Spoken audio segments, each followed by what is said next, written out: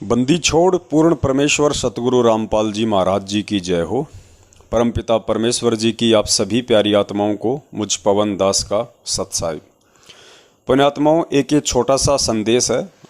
8 सितंबर को परमपिता परमेश्वर सतगुरु रामपाल जी महाराज जी का प्रकट दिवस है, क्योंकि 8 सितंबर 1951 के दिन गांव धनाना, जिला सोनीपत, हरियाणा की पावन भूमि पे वो परमपिता परमेश्वर कबीर साहेब अपने निज लोक सतलोक से सतगुरु रामपाल जी महाराज जी के चोले में इस पृथ्वी पे प्रकट हुए थे। ये आप और हमारे लिए विशेष सौभाग्य की बात है और ये दिन हमारे लिए शुभ दिन है, क्योंकि परमात्मा इस दिन इस पृथ्वी पे सतगुरु के चोले में आप और हम सभी आत्माओं को अपना तत्व ज्ञान संदेश देने के लिए प्रकट हुए। तो इससे बढ़ के इस दुनिया की कोई भी जयंती, कोई भी दिवस हमारे लिए अहमियत नहीं रखता है, जो व्यक्ति संत रामपाल जी महाराज जी का शिष्य और शिष्या है। और संदेश आज का ये है कि आप जितने भी भगत भाई बहन उस परमात्मा के ज्ञान से पूर्णतया परिचित हो चुके हैं, जो आप इस बात को अपने दिलो दिमाग से, अपनी अंतरात्मा से जान चुके हैं, पहचान चुके हैं कि मेरे पूज्य गुरुदेव संत रामपाल जी महाराज जी के स्वरूप में कोई और नहीं है, बल्कि खुद वो पूर्ण परमात्मा कबीर साहब है। और जब ये दृढ़ निश्चय हो जाता है, ज्ञान आधार से पहचान हो जाती है, तो कबीर परमात्मा चाहे अपने निज रूप में आए, कबीर परमात्मा चाहे किसी संत रूप में आए, चाहे अन्य कोई रूप धारण करके आए, वो परमात्मा माँ के गर्भ से नहीं आता है, वो परमात्मा प्रकट ही होता है, जैसा उनकी लीलाओं में है। तो इस चीज़ को ध्यान में रखते हुए अब 8 सितंबर को विशेष तौर पे हम लोगों ने उस दिन को सतगुरु प्रकट दिवस के रूप में मनाना है। आने वाले समय में तो पूरी दुनिया जब इस ज्ञान और परमात्मा से परिचित हो जाएगी, तो पूरी दुनिया सतगुरु प्रकट दिवस मनाएगी और ये वैश्विक सतगुरु दिवस बन जाएगा। वैश्विक सतगुरु दिवस, क्योंकि सबको ज्ञान हो जाएगा, सबको सतगुरु की पहचान हो जाएगी। लेकिन मौका ये आज आप और हम जैसे भगत भाई बहनों के लिए है कि समय रहते आज हम परमात्मा को पहचान जाएं और अपना आत्म कल्याण करवाएं। तो उसके लिए दास का निवेदन है, जो भगत भाई बहन दृढ़ हैं, जो ज्ञान आधार से परिपक्व हैं, किसी के दबाने से, किसी के डराने से, धमकाने से उनके ऊपर कोई असर नहीं पड़ता है, वो अपने टारगेट पे दृढ़ हैं।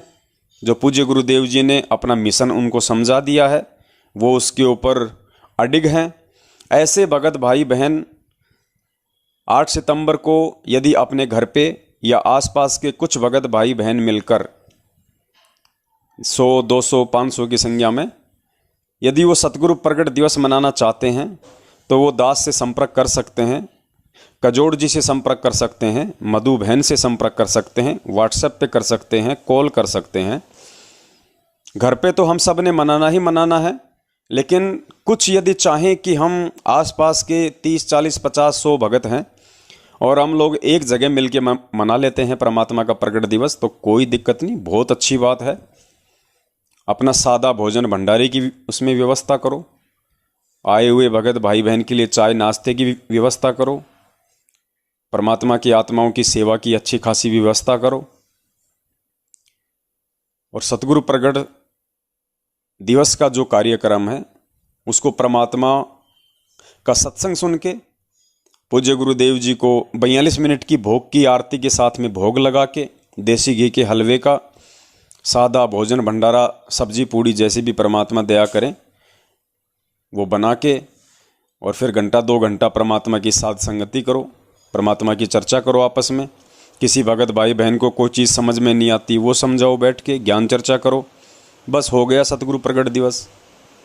और ये केवल इसीलिए मनाया जा रहा है, इसके मनाने से ऐसा नहीं है कि भाई इसको नहीं मनाओगे तो हम पार नहीं हो पाएंगे। देखो, पार नहीं भी हो पाएंगे, ये भी परम सत्य है। और मनाने का रीज़न ये है कि परमात्मा देखना ये चाहता है कि मेरे बच्चे क्या वास्तव में मुझे कबीर परमात्मा मानते हैं, या मुझे कबीर जी का भेजा हुआ कोई संत ही मानते हैं, जैसे कि सतलोक आश्रम मैनेजमेंट हरियाणा वाले और पूज्य गुरुदेव जी का पूरा परिवार उन्हें मानुष मानता है, एक आम संत और व्यक्ति मानता है। तो परमात्मा हमारे अंतःकरण की वो भाव देखना चाहते हैं कि मेरे बच्चे कितने दृढ़ हो गए हैं इस ज्ञान पे। और जब उन्हें कोई टोका टाकी करेगा, कोई रोका राकी करेगा, उन्हें डराएगा, धमकाएगा कि गुरुजी का आदेश नहीं है, मैनेजमेंट के खिलाफ चल रहा है, तुझे गुरुद्रोही कर देंगे, तुझे आश्रम में नहीं घुसने देंगे, तो मेरा जो बच्चा है वो कितना दृढ़ है, कितना वो अडिग है।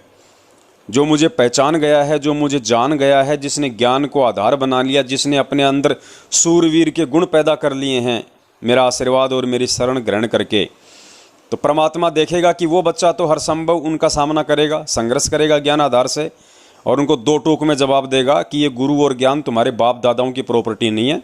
7 साल से तुम लोगों ने बहुत संगत को अपनी उंगली पे नचा लिया, अब कोई नहीं नाचने वाला है। और हमने गुरु को परमात्मा मानने के लिए गुरु से आदेश लेने की आवश्यकता नहीं है। हमारे गुरुजी परमात्मा है, इस बात को हमने गुरुजी से आदेश के रूप में मानने की आवश्यकता नहीं है।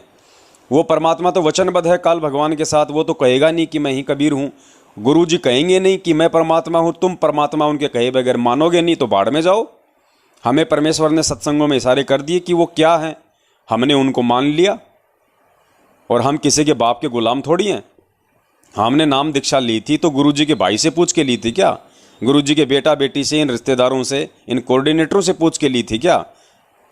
और भक्ति करेंगे तो क्या इनसे पूछ के करेंगे क्या, जिनको भक्ति का खुद को कै ख गए का नहीं पता? हम इनसे पूछ के भक्ति करेंगे क्या? ये गुलामी का मार्ग है क्या? हम दास हैं उस परमात्मा के, तुम्हारे दास नहीं है, ध्यान रखना। तुम हमारे भगत भाई हो, हम तुम्हारे साथ में प्यार और प्रेम से पेश आ रहे हैं और आएंगे। परमेश्वर ने हमें बताया, समझाया, जो गुण है भगत के वो हम धारण किए रहेंगे।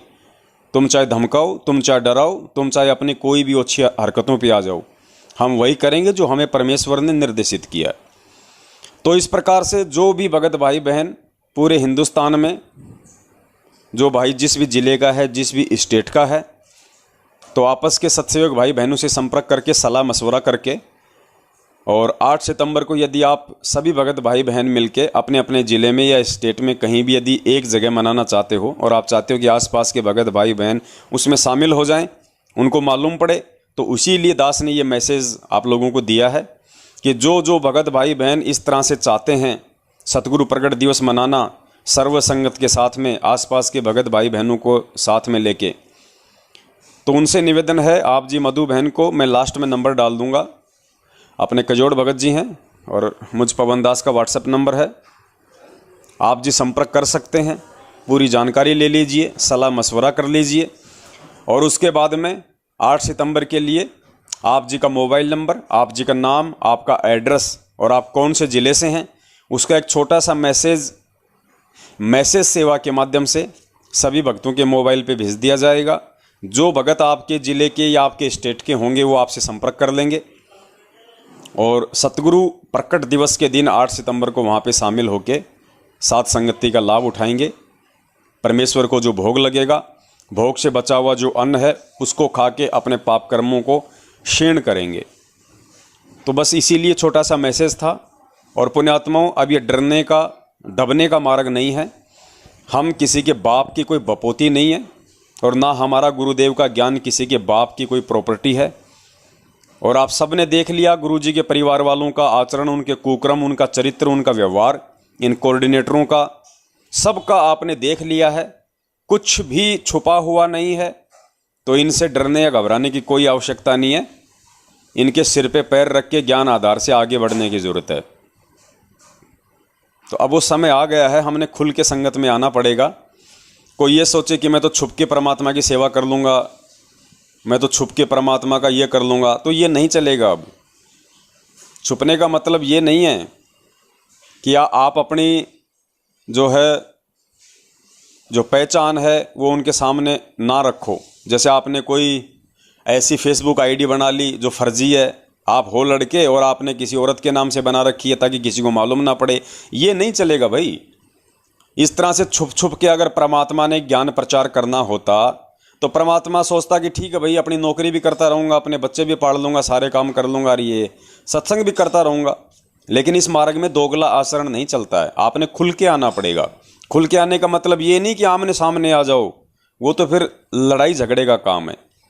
परमेश्वर ने कहा कि जो सावधानी होती है वो कायरता नहीं होती है। तो सावधानी रखना बहुत ज़रूरी है। हमने जबरन किसी को मौका नहीं देना लड़ाई झगड़े का, हमने सावधानी पूर्वक अपना काम करना है। तो आप लोग ज्ञान आधार से आप जी स्वयं जो है वो दृढ़ रहिए। सोशल मीडिया के माध्यम से परमात्मा ने हमारे को बहुत बड़ा एक मंच दिया है। आप जा के 1 महीने में 5 को नहीं समझा पाओगे। सोशल मीडिया पे आपकी आवाज़ लाखों तक पहुंच जाएगी। तो परमेश्वर ने हमें ये मंच दिया है, इसके माध्यम से हमने प्रचार करना है ज़्यादा से ज़्यादा। और सतगुरु प्रगट दिवस के दिन हमने आसपास के भगत भाई बहनों को संदेशा दे के, मैसेज पहुँचा के, कोई आए तो उसकी किस्मत, कोई ना आए तो उसकी बदकिस्मत, हमने अपना जो कर्म है वो पूरा करना है। अपने सतगुरु को परमात्मा मानते हुए हमने अपने गुरु के दिल में जगह बनानी है। वरना गुरुजी ने तो सत्संगों में बोल ही रखा है, जो जितना इस मार्ग पे बढ़ेगा, जितना अपने गुरु पे विश्वास करके बढ़ेगा, गुरु भी उसकी तरफ उसी रफ्तार से बढ़ेगा। एक सत्संग में गुरुजी ने कहा कि नाम लेने के बाद आप सोचोगे कि भाई चलो देखेंगे, तो फिर गुरुजी ने कहा कि परमात्मा भी फिर देखेंगे। फिर परमात्मा आगे नहीं बढ़ेगा, जितना तुम बढ़ोगे उतना ही परमात्मा बढ़ेगा। ज्ञान संपूर्ण हुआ नहीं और हरदा नहीं छदाया, इस देखा देखी भक्ति का यो रंग नहीं ठहरा। ये देखा देखी आते हैं, फलाना ठीक हो गया हम भी चलते हैं, आ तो गए लेकिन मर्यादा पर टेको, और फिर देखो परमात्मा के हाथ है, फिर देखो सुखमा लिख के रोज नए नए। तो इसलिए दास आपको पहले मर्यादा बताता है और मर्यादा के बाद आपको दीक्षा दी जाती है। स्वीकार्य है तो लो, ना और दृढ़ता से ज्ञान सुनो, फिर पक्के हो जाओ जब लो। आप ले लेते हो ऐसे देखेंगे तो भगवान भी देखेगा फिर ये तो बराबर की बात है, अंडरस्टूड है। तो आज ये मार्ग है सच्चाई का, ये मिशन है परमात्मा का अज्ञान और पाखंड को मिटाने का। और 27 साल से गुरुजी अपने मिशन को लेके इसी चीज़ को समाप्त करने के लिए आगे बढ़े हुए हैं ज्ञान आधार से। तो हम उनके बच्चे हैं, हम उनके नाद पुत्र हैं, हम उनके वचन के पुत्र हैं। तो पुण्यात्माओं, हम कैसे अपने घरों में आराम से रजाई ओढ़ के बाल बच्चों के साथ में सो सकते हैं? ठीक है, अपना जो नित्य जो कर्म है वो भी हमने करना है, रोजी रोटी का धंधा भी करना है, लेकिन मुख्य टारगेट, मुख्य मकसद हमने केवल परमात्मा की भक्ति और सच्ची सेवा को ही रखना है। और जो व्यक्ति सच्ची सेवा करेगा इस काल भगवान के लोक में, ध्यान रखना उसके साथ वही होगा जो पूज्य गुरुदेव जी के साथ हो रहा है। अगर संघर्ष करोगे तो काल आपके साथ में झगड़ा फसाद करने के लिए भी लोगों को खड़ा करेगा, लेकिन आपने उनसे कैसे बचना है वो सब परमात्मा ने हमें बता रखा है। आवत गाड़ी एक है, उल्टा हो अनेक, कहे कबीर ना उलटियो रहे एक की एक। हमने उनके किसी भी लड़ाई झगड़े, गाली गलोच, मारपीट का प्रत्युत्तर उसी भाषा में नहीं देना। हमने हाथ जोड़ना है, हमने बचना है उनको मौका देने के लिए, उनके आमने सामने जाने के लिए। तो पुण्यात्मा, हमारे साथ में भी सब कुछ वही होगा जो पूज्य गुरुदेव जी के साथ में हो रहा है। हमने जलालत भी सहन करनी पड़ेगी, हमने निंदा भी सहन करनी पड़ेगी, कोई गाली दे तो हमने वो भी सहन करनी पड़ेगी जो हमारे पूज्य गुरुदेव जी कर रहे हैं। और काल का जीव हमेशा मौज मस्ती ही करेगा, जैसे मैनेजमेंट वाले कर रहे हैं। लाखों अरबों रुपया संगत से लूट के आज वो अय्यासियाँ कर रहे हैं, अपनी ही संगत वाली माता बहनों के साथ में कुकर्म कर रहे हैं, कुकृत्य कर रहे हैं, उनके ऊपर अश्लील हरकतें कर रहे हैं, जो आप देख रहे हैं आए दिन सोशल मीडिया पे। बहनें रो रो के अपनी सारी व्यथा बता रही हैं कि भगत जी मेरे पेट में बच्चा था और मेरे भगत की इन मैनेजमेंट वालों ने दूसरी औरत के साथ में रमेणी करा दी। आज 5 साल हो गई, मेरा 5 साल का बच्चा है, मैं कहाँ जाऊँ, क्या करूँ, क्या खाऊँ? मैं गुरुजी की बेटी से 5 साल से गुहार लगा रही हूँ, गुरुजी से मेरी प्रार्थना लगा दो, मेरी कोई प्रार्थना नहीं लगाई जा रही।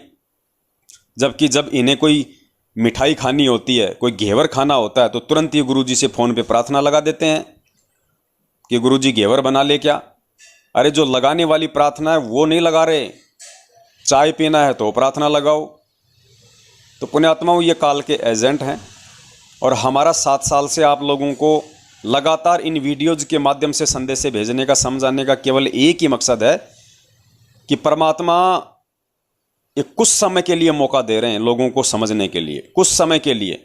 अगर समय रहते समझ गए, अपनी भक्ति क्रियाओं को ठीक कर लिया, सत्य और असत्य का निबेरा कर लिया, और यदि आपने सच का साथ दे दिया, तो आने वाला जो भयंकर विनाशकारी समय है जिसको देखते ही रूह कांप जाएगी, उससे परमात्मा आपकी रक्षा करेगा। अन्यथा बेमौत मरोगे, अकाल मौत मरोगे।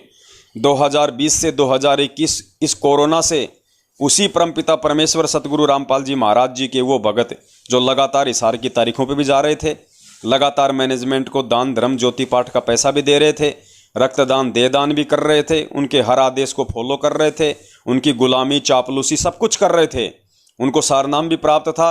वो हजारों की संख्या में बेमौत मरे हैं ऑक्सीजन से तड़प तड़प के।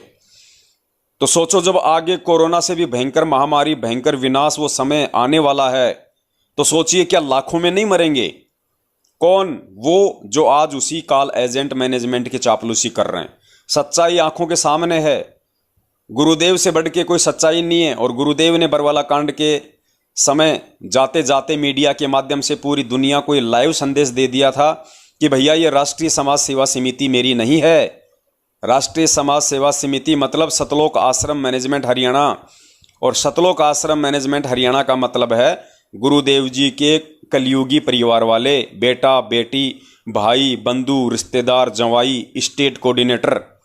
गुरुजी ने सबको रिजेक्ट कर दिया अपने दिलो दिमाग से, गुरुजी ने उनको उतार फेंका। इन लोगों के केवल पुण्य कर्म चल रहे हैं, क्योंकि भक्ति का खेल पाप और पुण्य का है। जब तक पुण्य चल रहे हैं तो गुरुजी कहते हैं चाहे जीव कितने ही खोटे कर्म करो बाल भी बाका नहीं होगा, लेकिन जिस दिन वो पुण्य समाप्त होंगे पाप का घड़ा भरेगा, फिर वैसे ऐसे ही मरेगा जैसे हजारों की संख्या में कोरोना से भगत मरे। वरना सतगुरु का भगत बाल बाका नहीं हो सकता। गुरुदेव ने उसी सत्संग में जो अभी आपने सुना 2 मिनट पहले, अभी एक बार उसको दोबारा से सुन लो। गुरुजी उसमें कह रहे हैं कि इस दास से चाहे एक बार कवा लो, चाहे इस दास से 100 बार कवा लो, जिसने नाम ले लिया और जो मर्यादा में है उसको काल नहीं मार सकता, उसकी अकाल मृत्यु नहीं हो सकती। अकाल मृत्यु नाम लेने के बाद उसी की होगी जो मर्यादा में नहीं रहेगा। तो जो लाख हजारों की संख्या में जो मरे हैं, बताइए फिर उनसे कौन सी मर्यादा टूट गई? वो तो सारे वो नियम निभा रहे थे जो मैनेजमेंट ने उनको बता रखे हैं। तारीखों पे जाना, राजनीति करना, आरक्षणों में शामिल होना, गुंडों की सीबीआई जांच करना, रक्तदान करना, दे दान करना, इनको ज्योति पाठ और दान का पैसा देना, इनके पीले पर्चों के हिसाब से चलना। वो हजारों जो मरे हैं वो सब के सब इन्हीं आदेशों को फॉलो कर रहे थे। फिर गुरुजी ने रक्षा क्यों नहीं की? फिर क्यों अकाल मौत मरे? फिर क्यों उनको काल उठा ले गया? जबकि गुरुजी तो कहते हैं कि मेरे भगत को काल नहीं उठा सकता। इस समझ लेना पुण्यात्माओं, परमात्मा की वाणी है कि गुरु गोविंद कर जानियो और रहियो आज्ञा माई, मिले तो दंडवत बंदगी नहीं पल पल ध्यान लगाए। अब जैसे आप यहां से जाओगे शरीर छोड़ के, ये तो छूटेगा, आपको मालूम है सबको। हम चाहते तो नहीं है कभी मृत्यु हो, लेकिन या तो होगी वो मालिक के आधार पे है। अब तो आप भक्त हो गए, आपकी मृत्यु तो भगवान कबीर साहब के हाथ में है। आप कहोगे तब होगी, कई बार कह लोगे जब होगी। अब काल नहीं मार सकता आपको, अकाल मृत्यु नहीं मर सकते आप अगर नियम ठीक रखोगे। अब जैसे आपसे दास अर्ज कर रहा है कि जिन्होंने आकर नाम ले लिया, यदि पक्के होकर लग गए, चाहे कोई 1009 कह दे चलो वहां मत्था टेक ले, बस छोड़ दे, तो बोलना मत, मैं मरूं चाहे जीऊं, अब मालिक के शरण मरूंगा, तो यहां तक मरण में भी लाभ होगा, वहां मरण में भी लाभ कोई नहीं। वैसे तो मालिक की शरण में आकर जीव मरेगा नहीं, चाहे 100 बार कवा लो चाहे 1 बार कवा लो, विश्वास करो इस बात पर। मरे हानि उसको होगी जो मर्यादा नहीं। यहां आए प्राणी को हानि उसको होगी जो परमात्मा की मर्यादा को भंग कर देगा। परमेश्वर का वचन है, जब लग हंसा हमारी आना, काल लगे ना तेरा बाना। कहते हैं काल, जब तक ये हंस मेरी आत्मा मेरी मर्यादा में रहेगी, मेरी आन कान में रहेगी, तब तक तेरा कोई अटैक नहीं हो सकता। और जब हम मर्यादा ही को छोड़कर बाहर चले जाएंगे तो फिर भी काल है सारा। तो विचार करो, इन भक्तों को काल ने क्यों उठाया? इनसे कौन सी मर्यादा टूट गई? इनसे सबसे बड़ी मर्यादा यही टूट गई कि ये जितने भी ये कुकर्म थे जो पिछले 7 साल से मैनेजमेंट काल प्रेरणा से संगत को गुमराह करके गुरुजी के आदेशों की आड़ में गुरुजी की पीठ पीछे अपने फरमान सुना के जो इनको तोड़ रहा है, भ्रमित कर रहा है, राजनीति करवाना, आरक्षणबाजी करवाना, गुंडों की सीबीआई जांच करवाना, ये खुद कुपात्र हैं, उसके बाद भी ज्योति पाठ और दान का पैसा लेना, भक्तों को भ्रमित करना, नित नए पीले पर्चे भेज के उनको गुमराह करना, ये सारी की सारी मर्यादा टूट रही थी। क्योंकि ये गुरु आदेश नहीं है, 27 साल के सत्संगों में गुरुजी ने कभी भी ऐसे दोगले और घटिया आदेश नहीं दिए। अब फिर गुरुजी का विधान तो टूटेगा कि जब तक हंसा हमरी आना, काल लगे ना तेरा बाणा। जब तक हंस भगत परमात्मा की मर्यादा में है तो बाल बाका नहीं हो सकता। और गुरुजी कहते हैं भाई जब तू मेरी मर्यादा से ही हट जाएगा, मैंने नालायक तेरे को सत्संगों में जो आदेश दे रखे हैं वो मेरे फाइनल आदेश हैं, उसके अलावा मेरा और कोई आदेश नहीं है। गुरुजी ने कहा कि वाणी ही परमात्मा का आदेश है। वाणी मतलब सत्संग, जो सत्संग गुरुदेव ने कर दिए, जो वाणियाँ उस परमेश्वर ने बोल दी, वो चाहे 650 साल पहले आके बोल गया हो, चाहे आज बोल रहा हो अपने सत्संगों के माध्यम से, वाणी ही परमात्मा का असली आदेश होता है। कल को गुरुजी सतलोक चले जाएंगे, तुम कहाँ से आदेश लाओगे भैया? फिर किस चीज़ को आधार बनाओगे? फिर तो तुम भ्रमित हो जाओगे, तुम भक्ति मार्ग पे टिके नहीं पाओगे। तो असली जो आदेश होता है परमात्मा का, सतगुरु का, वो उनकी वाणियाँ होती हैं, उनके सत्संग रूपी वचन होते हैं। जब तक भक्ति चलेगी परमात्मा के सत्संग रूपी आदेश ही चलेंगे। आप नित्यनियम में भी पढ़ते हो, अपने नित्यनियम के अंदर आपको बहुत कुछ विज्ञान है। विज्ञान माने तत्व ज्ञान है, विशेष ज्ञान है। और इस ज्ञान को आप केवल एक रूटीन में पढ़ लेते हो कि हमने ये एक पढ़ना है, प्रतिदिन नित्यनियम करना ही करना है, लेकिन एक व्यवस्था बनाकर नहीं इसको प्रतिदिन करना चाहिए। जितनी देर भी इसको सुनो, किसी भी पार्ट को, इसके नित्यनियम का जितना भी बुद्धि मन निश्चल हो तेरा आपका, तो ये विचार करे कि इसमें क्या बोला है मालिक ने अपनी वाणी में, क्या आदेश है तेरे लिए।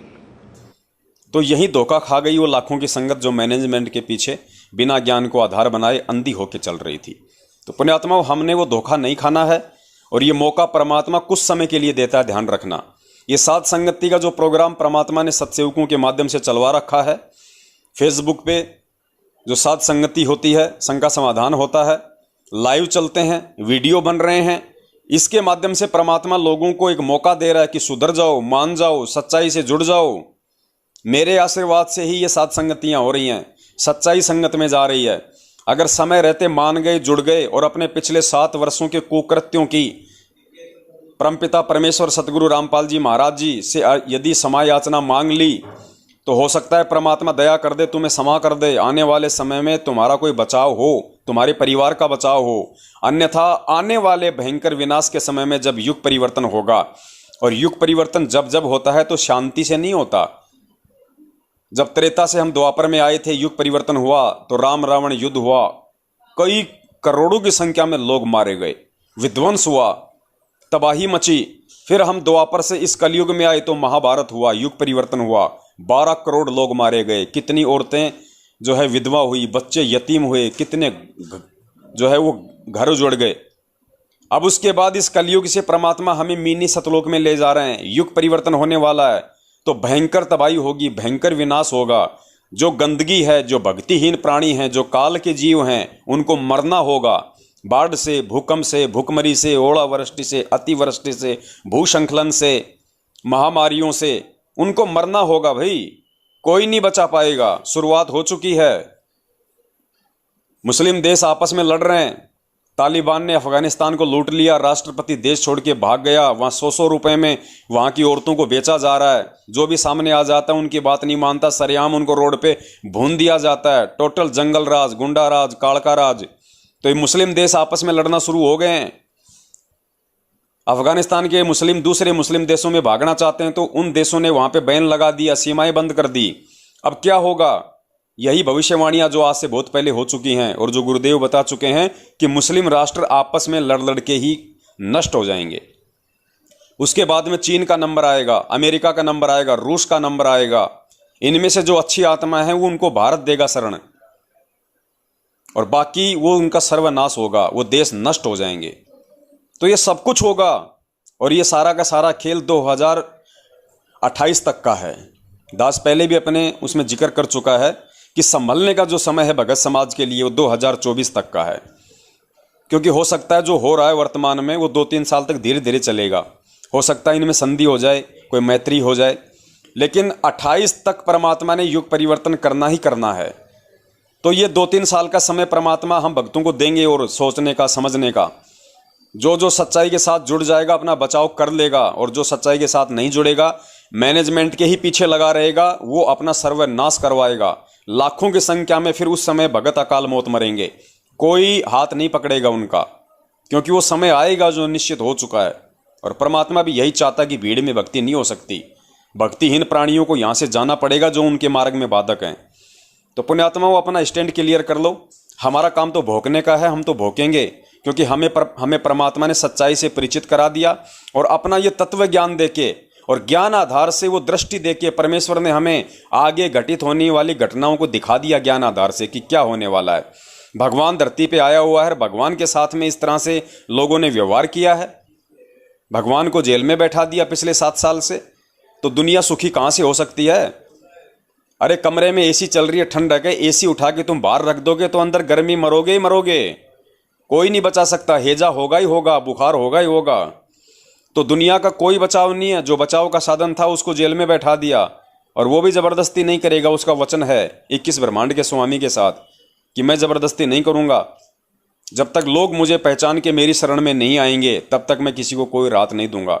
तो आप लोग क्यों मूर्खता कर रहे हो? आप गुरुजी को पहचान के भी क्यों जबरदस्ती उनसे दूरी बना रहे हो? क्यों अनजान बन रहे हो? क्यों इन काल एजेंटों के हत्थे चढ़ रहे हो जो तुम्हारी माता बहनों के साथ में अश्लील हरकतें कर रहे हैं?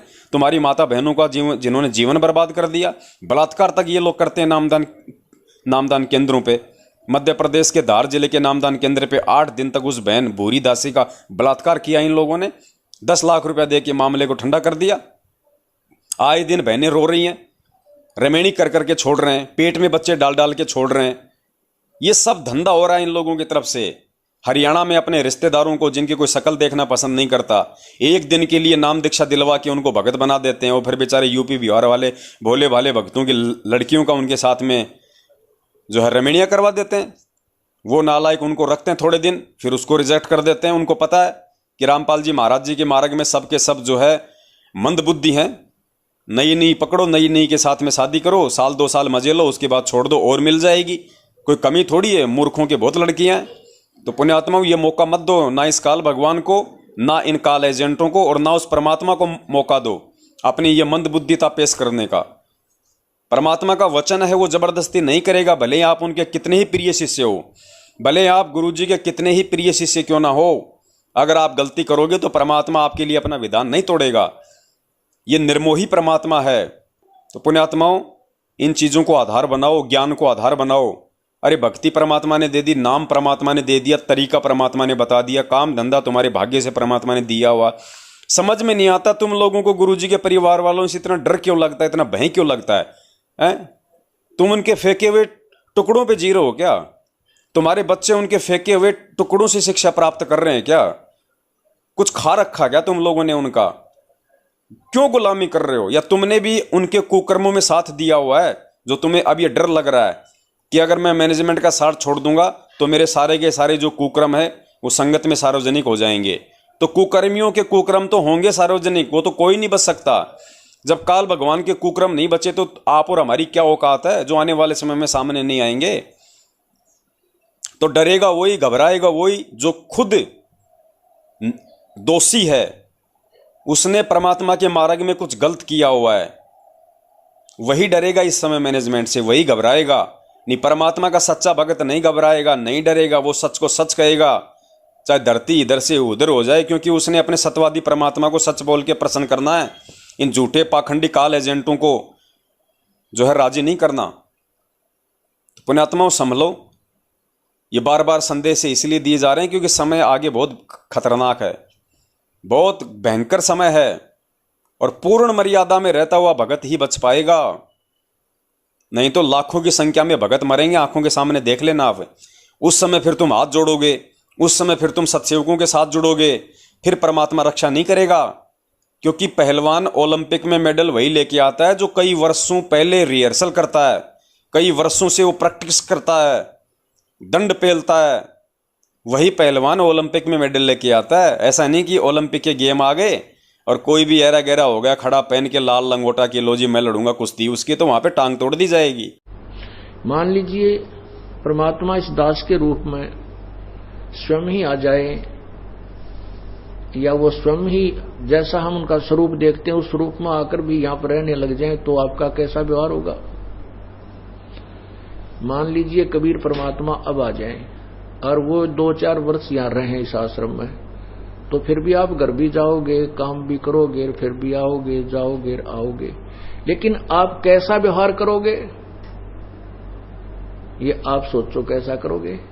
तो वैसा ही व्यवहार, वैसा ही बर्ताव आपने इस दास के साथ करना होगा, ताकि जिस समय हम परमात्मा के सामने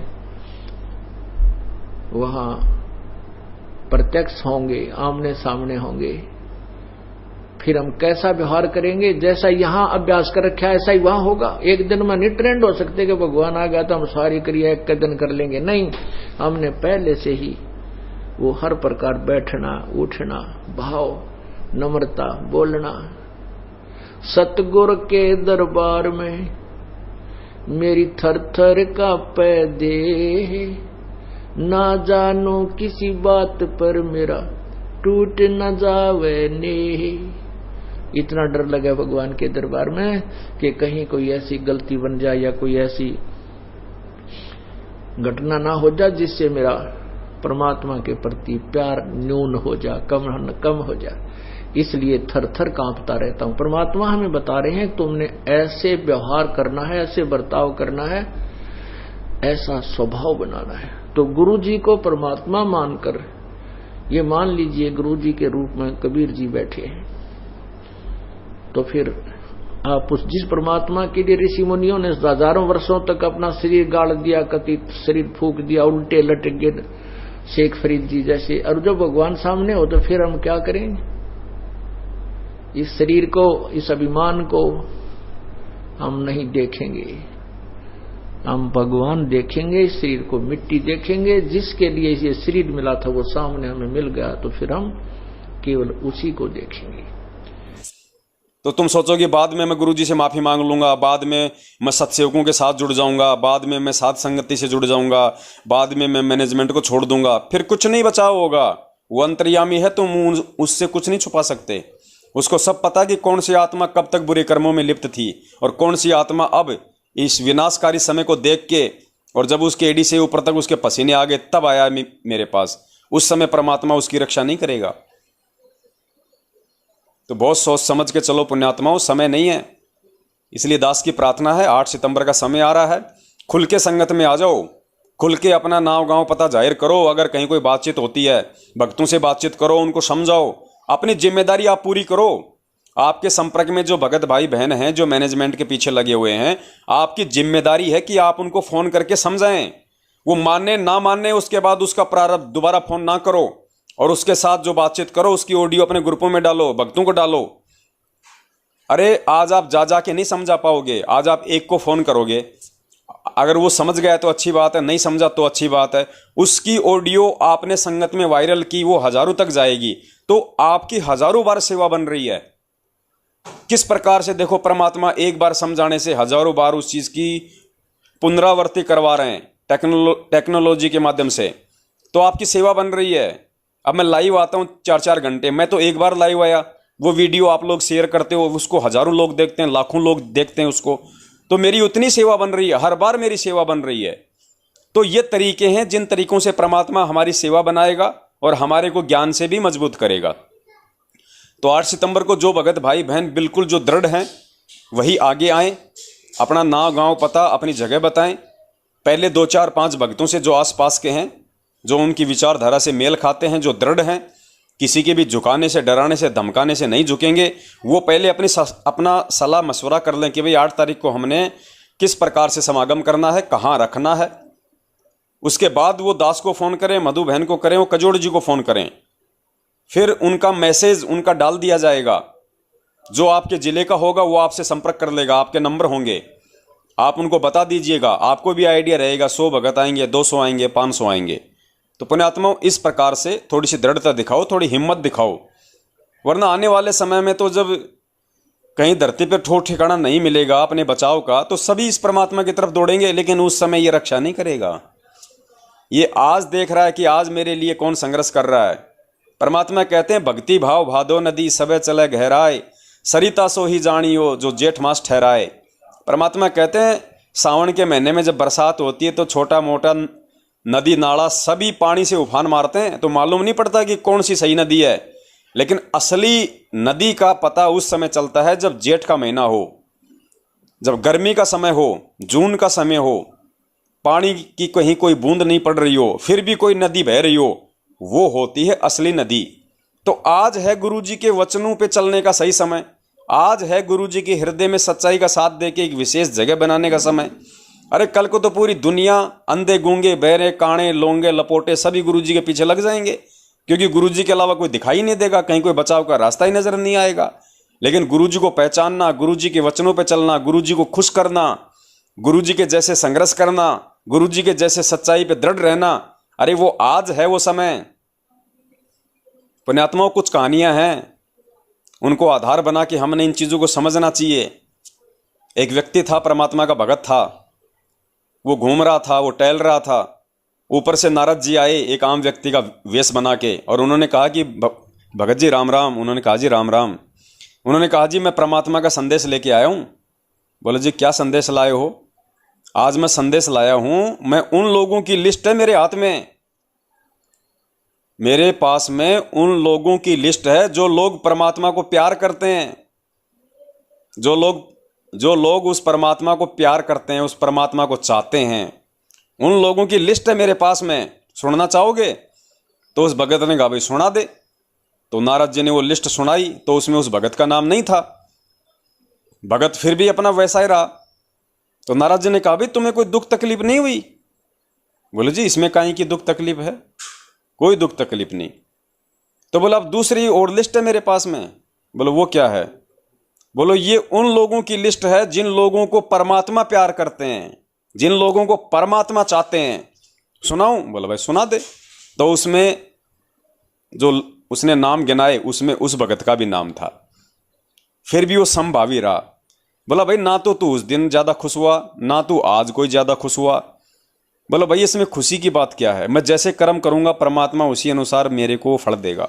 उसको सब पता है कि कौन मुझे छल कपट से चाह रहा है, कौन छल कपट अपने स्वार्थों के लिए मेरे से जुड़ा हुआ है, कौन अपने लोभ लालच के लिए मेरे से जुड़ा हुआ है, कौन मेरा बेटा बेटी भाई बंधु रिश्तेदार जवाइयों के दबाव में मेरे से जुड़ा हुआ है, कौन गुरुद्रोही होने के डर से मेरे से जुड़ा हुआ है, कौन मेरे से इस बात से जुड़ा हुआ कि मैनेजमेंट का पीछा छोड़ दूंगा, गुरुजी के परिवार वालों की चापलूसी करना छोड़ दूंगा। क्या पता मेरे को कल को ये लोग आश्रम में नहीं घुसने दें, क्या पता ये लोग मेरे को भी पवनदास की तरह जानवरों की तरह मारें। तो कौन किस प्रकार से मेरे से जुड़ा हुआ है, अर्थात कौन व्यक्ति क्या सोच के मेरे से प्यार करता है, मुझे चाहता है, वो एक बात अलग है। लेकिन मैं किस व्यक्ति को चाहता हूं, मैं किस व्यक्ति को प्यार करता हूं, वो है सच्चा प्यार। क्योंकि भगवान जिसको प्यार करेगा वो शुद्ध आत्मा को प्यार करेगा, जो भगवान के जैसे लक्षणों से युक्त है। तो पुण्यात्माओं, हमने ये लड़ाई झगड़े मार काट, ये गुरुद्रोही बोल देना, धमका देना, माँ बहन की गालियां देना बात बात पे, हमने इन लोगों के डर से, इन लोगों के भय से, इन दो कौड़ी के जीवों की झूठी औकात से हमने नहीं डरना, नहीं घबराना। अगर हम मर्यादा में हैं और हमने गुरु को परमात्मा मान लिया तो काल का सबसे बड़ा दाव है केवल भौंकना। वो कुत्ते की तरह भौंकेगा, आपको डराएगा।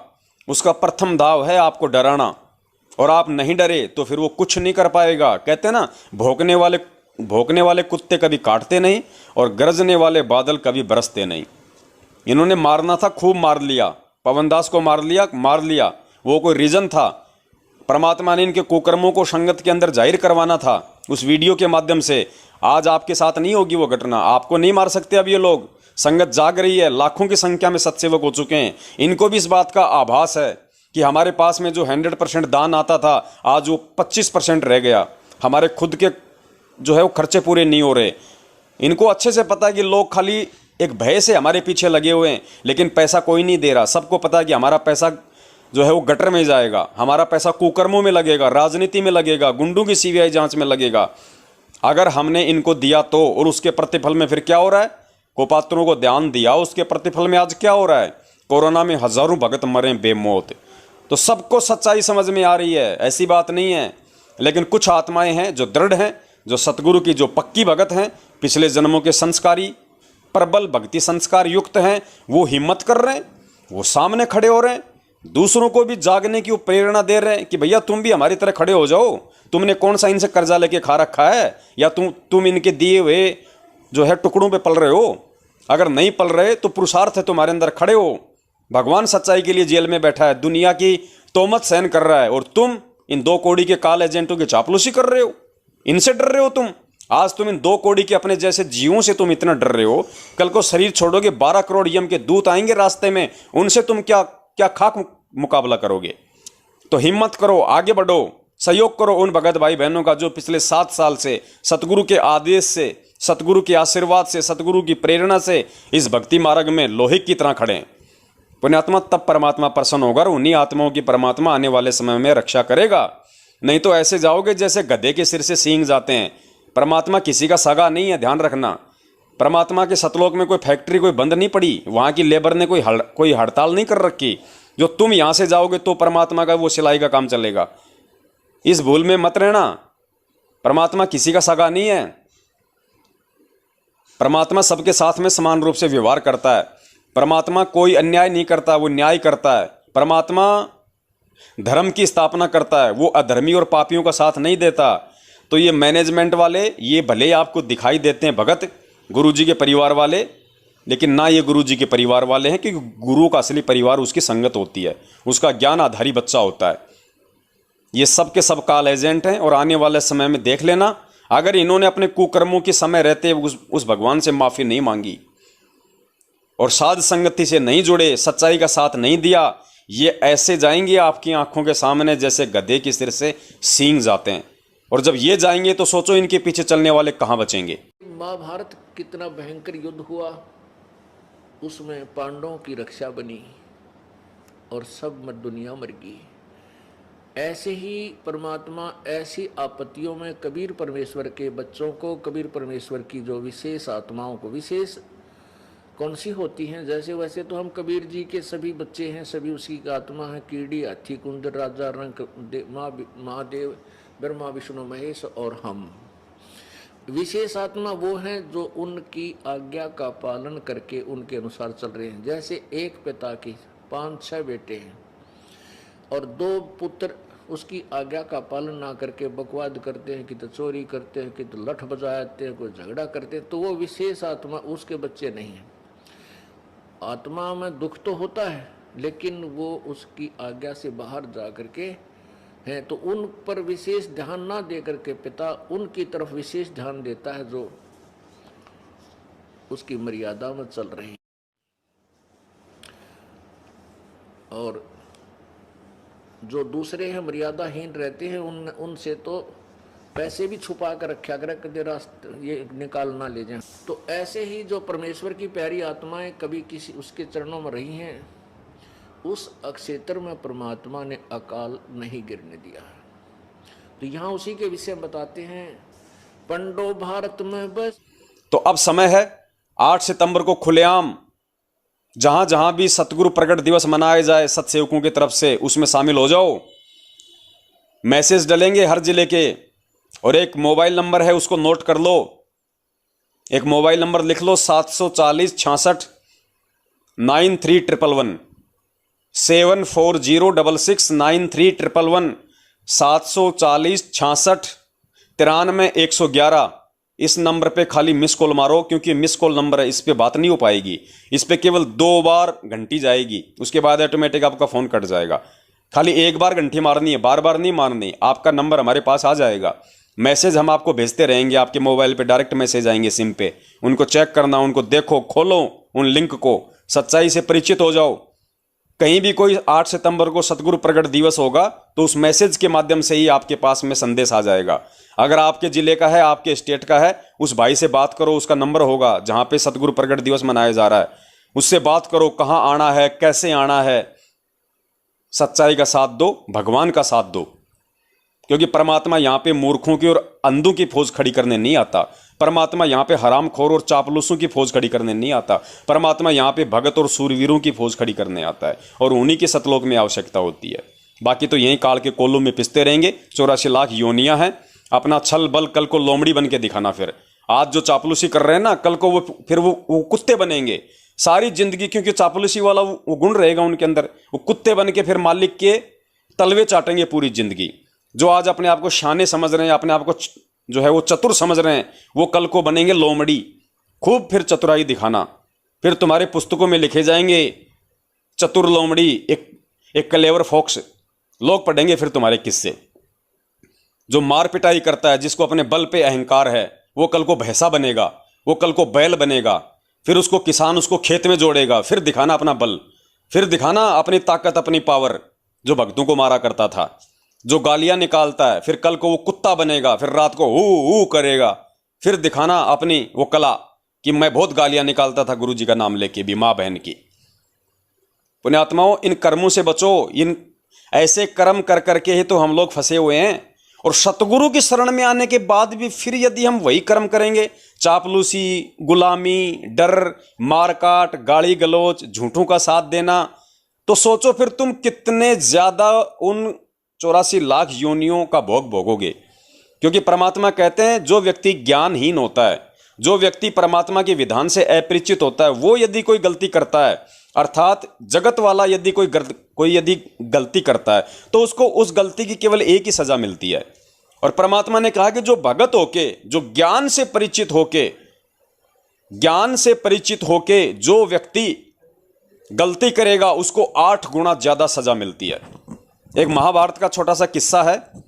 जब दुर्योधन को न्याय करने के लिए खड़ा किया गया, 4 व्यक्ति थे सामने, चारों वर्ण के, शूद्र, वैश्य, क्षत्रिय और ब्राह्मण। तो उसने, दुर्योधन ने कहा कि इन चारों को मृत्यु दंड दे दिया जाए, क्योंकि इन चारों का एक ही अपराध है, इन्होंने एक औरत का वध किया। फिर मौका दिया गया युधिष्ठिर को, तो युधिष्ठिर ने कहा कि इन चारों को अलग अलग सजा दी जानी चाहिए।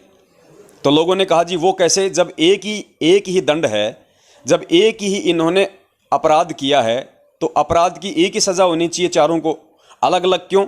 तो युधिष्ठिर ने कहा ये शूद्र है, इस शूद्र ने भी वही काम किया जो इन बाकी 3 ने किया। शूद्र को केवल 4 साल की सजा मिले, क्योंकि शूद्र को ज्ञान नहीं है।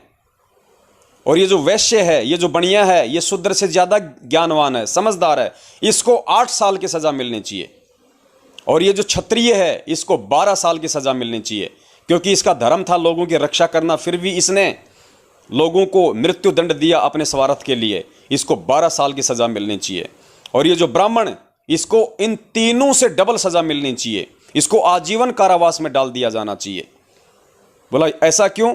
क्योंकि ये इन तीनों से ज्यादा ज्ञानवान था, इसको सारी स्थिति का पता था कि मैं जो कुकृत्य कर रहा हूं उसका आगे चल के क्या परिणाम होगा। उसके बाद भी इसने जानबूझ के ये कुकर्म किया है, तो ये इन तीनों से ज्यादा सजा का भागीदार है। तो पुण्यात्माओं, यही तो भक्ति मार्ग में है, जो गुरुदेव ने बताया कि जो अनजान व्यक्ति जो गलती करेगा उसको परमात्मा माफ करता है। कैसे? गुरुदेव का ज्ञान ना होने से पहले आप और हमने कितनी गलतियां कर रखी थी। हम अनजान थे, हमें गुरुजी का ज्ञान नहीं था, गुरुजी के विधान का पता नहीं था, परमात्मा के संविधान का पता नहीं था। तो परमात्मा ने हमें अपनी शरण में ले लिया, एक मौका दे दिया हमें अपनी गलतियां सुधारने का, और हमारी तमाम उन गलतियों को परमात्मा ने क्षमा कर दिया जो हमने की थी। लेकिन आज उनसे ज्ञान लेके यदि हम गलती करेंगे तो क्या होगा? अरे एक तो 2 महीने का बच्चा है, वो 2 महीने का बच्चा अगर अपनी माँ की गोद में अगर पेशाब कर दे, लैट्रिन कर दे, तो माँ उसको मारती नहीं है, माँ उसको मारेगी नहीं, माँ उसको नीचे उतारेगी, साफ करेगी, नहलाएगी, फिर वापस गोद में बैठा लेगी, क्योंकि वो अनजान है। और एक 5 साल का बच्चा जिसको पता है कि लैट्रिन कहाँ करना चाहिए, और वो बच्चा अगर अपनी माँ की गोद में अगर लैट्रिन कर दे, पेशाब कर दे, तो 2 चांटे मारती है उसके माँ कि नालायक, तेरे को पता नहीं पेशाब कहाँ करते हैं, रोज कहाँ करता है तू। तो पुण्यात्माओं, यही भक्ति मार्ग में है। 27 साल हो गई, गुरुजी ने कोई कमी नहीं छोड़ी हमारे को युवा बनाने की, हमारे को समझदार बनाने की, हमारे को ज्ञानी बनाने की, हमारे को हर कर्म और कुकर्म से परिचित करवाने की गुरुजी ने कोई कमी नहीं छोड़ी। सबको पता है, कोई ये नहीं कह सकता कि क्या सही है और क्या गलत है। कहे कबीर सोई जन मेरा, जो नीर खीर का करे निवेरा। उसके बाद भी यदि हम ये कुकर्म करेंगे जो आज हम कर रहे हैं, मैनेजमेंट के पीछे लग के, परमेश्वर के सत्संग और विधान के विपरीत, राजनीति, आरक्षणबाजी, दान, रक्तदान, दे दान, ज्योति पाठ का पैसा इनको पात्रों को, पीले पर्चों का आदेश मानना, गुरु जी को मानुस मान के उनका जन्मदिन मनाना, तो पुण्यात्माओं क्या होगा? और क्या परमात्मा सीना फाड़ के दिखाएगा फिर कि क्या सही होता है और क्या गलत होता है? ऊपर से साध संगति के माध्यम से सत्संगों को निमित्त बना दिया जो रात दिन चिल्ला रहे हैं आप लोगों को समझाने के लिए। उसके बाद भी यदि आप नहीं सुधरोगे, नहीं मानोगे, तो पुण्यात्माओं गधे कुत्ते सूअर की योनियां भोगने से नहीं बचोगे। इस बहम में मत रहना कि मैं तो संत रामपाल जी का भगत बन गया, मेरी तो परमात्मा रक्षा करेगा। परमात्मा ने रक्षा करनी होती तो फिर वो हजारों क्यों मर गए कोरोना से? अरे वो हजारों क्यों मरे कोरोना से? वो तड़प तड़प के, उनकी रक्षा क्यों नहीं की परमात्मा ने? नहीं करेगा, वो अपना विधान नहीं तोड़ेगा। तुम कोई लाडले नहीं हो परमात्मा के। वो अगर पक्षपात करने लग गए तो धरती पे फिर न्याय कौन करेगा? श्री कृष्ण जी ने क्या कहा था महाभारत में, जब उसकी बहन सुभद्रा वहां पर रोने लगी कि भाई अभिमन्यु तो तेरा भांजा है, उसको बचा, तो उसने कहा कि भाई विधाता अपने विधान को नहीं तोड़ता। वो विधाता ही अगर अन्याय करेगा तो फिर पृथ्वी पे ये धर्म कहां से रह जाएगा? तो पुण्यात्मा विचार कर लेना इन सब बातों को सोच के समझ के। ये मौका बार बार नहीं मिलेगा। परमात्मा कहते हैं समझा है तो सिर दर पार बहुर नहीं रे ऐसा दाव। पुण्यात्माओं जिंदगी में मौका नहीं मिलेगा, जिंदगी में मौका से सिवाय रोने और तड़पने के। फिर ये भगवान ना जाने कौन से युग में कब संभालेगा, फिर इसकी मौज इसकी मर्जी।